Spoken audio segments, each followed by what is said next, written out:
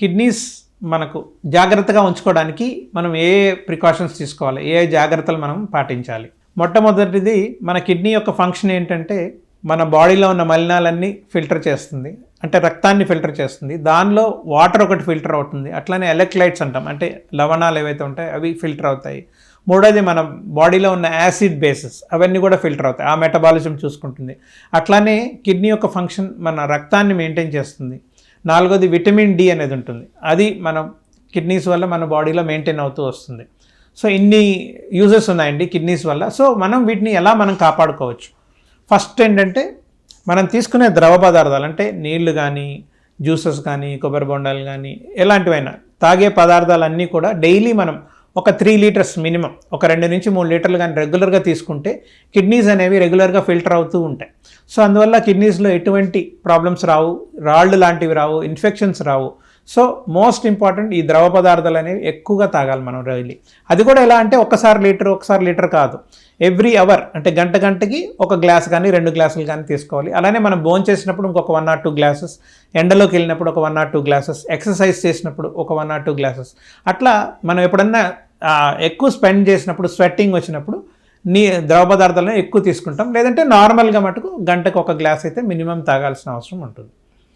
ఇది కాకుండా night time కూడా ఒక్కసారి లేచి వాటర్ తాగి పండుకుంటే మనకు ఫ్యూచర్లో ఎటువంటి స్టోన్స్ లాంటివి కానీ, ఇన్ఫెక్షన్స్ కానీ రాకుండా మనం కాపాడుకోవచ్చు.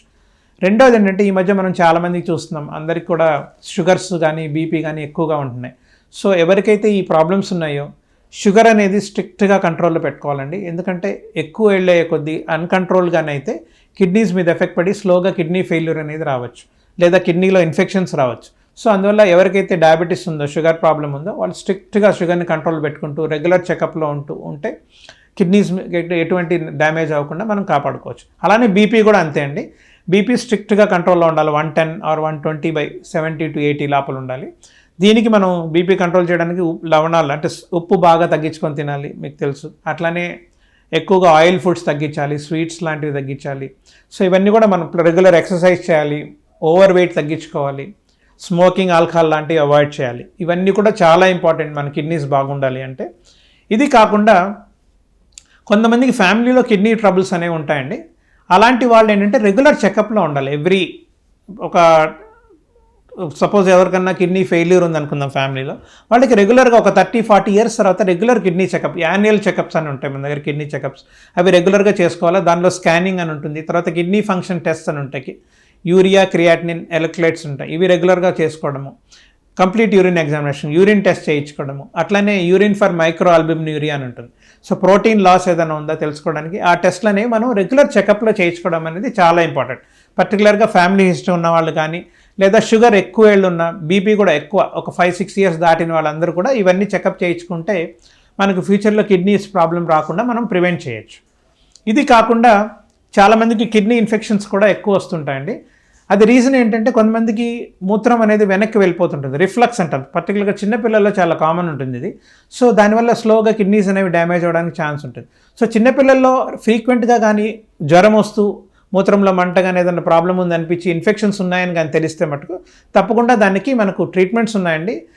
కొన్ని ఎండోస్కోపిక్ ట్రీట్మెంట్స్ ఉన్నాయి, కొన్ని సర్జరీస్ ఉంటాయి. సో ఆ ప్రాబ్లమ్ని బట్టి, ఆ గ్రేడ్ ఆఫ్ రిఫ్లెక్స్ని బట్టి సర్జరీస్ అనేవి చేయాల్సి ఉంటుంది. సో ఒకసారి యూరాలజిస్ట్ని మీరు కలిసి ఆ ప్రాబ్లం ఉంటే మనం ఇమీడియట్గా ట్రీట్మెంట్ తీసుకుంటే కిడ్నీస్ని మనం డ్యామేజ్ అవ్వకుండా, కిడ్నీ ఫెయిల్యూర్లోకి అవ్వకుండా కాపాడుకోగలుగుతాం.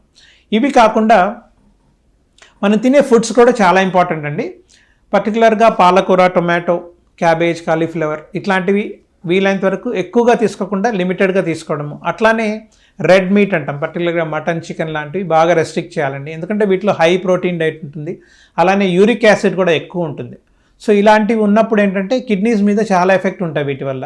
సో కిడ్నీస్ డ్యామేజ్ అవ్వకూడదంటే ఇలాంటి పదార్థాలు వీలైనంత వరకు మనం రెస్ట్రిక్టెడ్ డోసెస్లో తీసుకోవాలి, ఎక్కువ తినకూడదు అనమాట. సో ఎక్కువగా తీసుకోవాల్సింది జ్యూసెస్ కానీ, కొబ్బరి బొండాలు కానీ, బార్లీ వాటర్ కానీ, నిమ్మరసం కానీ, ఇట్లాంటి లిక్విడ్స్ మనం ఎంత తీసుకున్నా కూడా కిడ్నీకి చాలా హెల్ప్ఫుల్గా ఉంటాయండి, కిడ్నీ డ్యామేజ్ అవ్వకుండా ఉంటుంది. అట్లానే చాలామందికి అలవాటు పెయిన్ కిల్లర్స్ తీసేసుకుంటుంటారు, పర్టికులర్గా పెద్దవాళ్ళు కానీ, ఎవరికైనా జాయింట్ ప్రాబ్లమ్స్ ఉన్నవాళ్ళు. అలాంటి వాళ్ళు పెయిన్ కిల్లర్స్ అనేవి వాడకూడదు, వాటిని NSAIDs అంటాం. పర్టికులర్గా ఈ బ్రూఫెన్, సారిడాన్, రకరకాల పేర్లు ఉన్నాయి. సో ఇవేవి కూడా మనం వాడకూడదండి. అలాంటి వాళ్ళు పెయిన్ కిల్లర్కి ఏంటంటే ఏదర్ లోకల్ అప్లికేషన్, ఎక్కడైతే ప్రాబ్లం ఉందో అక్కడ వరకు ఆ మల్లం ఏదైనా పూసుకోవడం, ఆయింట్మెంట్స్ లాంటివి, లేదా కొన్ని ట్యాబ్లెట్స్ ఉన్నాయి, డోలో అని అంటాం, పారాసిటమాల్ అనే ట్యాబ్లెట్ కానీ, లేదా ట్రెమడోల్ అనే ట్యాబ్లెట్స్ ఉంటాయి. ఇవి తప్పించి వేరే పెయిన్ కిల్లర్స్ అస్సలు వాడకూడదండి, ఎందుకంటే కిడ్నీస్ అనేవి డ్యామేజ్ అయిపోతాయి. So pain killers over the counter, డాక్టర్ని అడగకుండా సొంత ట్రీట్మెంట్ అయితే తీసుకోకూడదండి. అట్లనే కొంతమందికి కీమోథెరపీ అవి ఇస్తుంటారు. అలాంటి వాళ్ళకి ఏంటంటే పర్టికులర్గా కిడ్నీస్ మీద ఎఫెక్ట్ ఉంటుంది ఆ మందుల వల్ల. సో అట్లాంటి వాళ్ళు ఏంటంటే ఎక్కువ హైడ్రేషన్, వాటర్ బాగా తీసుకుంటూ ఉండాలి. సో నేను ఇందాక చెప్పినట్టు పెయిన్ కిల్లర్స్ అవి అవాయిడ్ చేయాలి. యాంటీబయాటిక్స్ కొన్ని ఉంటాయండి, వాటిని అమైనోగ్లైకోసైడ్స్ అంటాం. అలాంటి యాంటీబయాటిక్స్ ఎక్కువ వాడకూడదు, డాక్టర్ ప్రిస్క్రిప్షన్ లేకుండా సొంత ట్రీట్మెంట్ తీసుకోకూడదు. వాటి వల్ల కూడా కిడ్నీస్ అనేవి డ్యామేజ్ అవ్వడానికి వీలవుతుంది. సో ఇవన్నీ కూడా చాలా ఇంపార్టెంట్ అండి. సో నేను చెప్పిన ఈ ఫుడ్ డైట్ రెస్ట్రిక్షన్స్, స్మోకింగ్ లాంటివి, ఆల్కహాల్, ఒబేసిటీ, ఎక్కువ ఓవర్ వెయిట్ కూడా కొన్నిసార్లు కిడ్నీస్ మీద ఎఫెక్ట్ పడుతుందండి. సో ఇవన్నీ కూడా చాలా కేర్ఫుల్గా ఉండాలి. అలానే సాల్ట్ చాలా రెస్ట్రిక్ట్ చేయాలి, ఉప్పు ఎక్కువ తీసుకోకూడదు, నార్మల్ స్ట్రెంగ్త్లో తీసుకోవడం మంచిది. అట్లనే ఎక్కువగా ఫ్రూట్ జ్యూసెస్ అవి బాగా తీసుకోవడం మంచిది. సో వీటి వల్ల మనకు కిడ్నీ ప్రాబ్లమ్స్ అనేవి రాకుండా ఉంటుంది. అట్లనే నేను ఇందా చెప్పినట్టు ఆల్కహాల్ కానీ అలాంటి వీలైనంత వరకు స్మోకింగ్ కానీ కంప్లీట్గా అవాయిడ్ చేయాల్సిన అవసరం ఉంటుంది.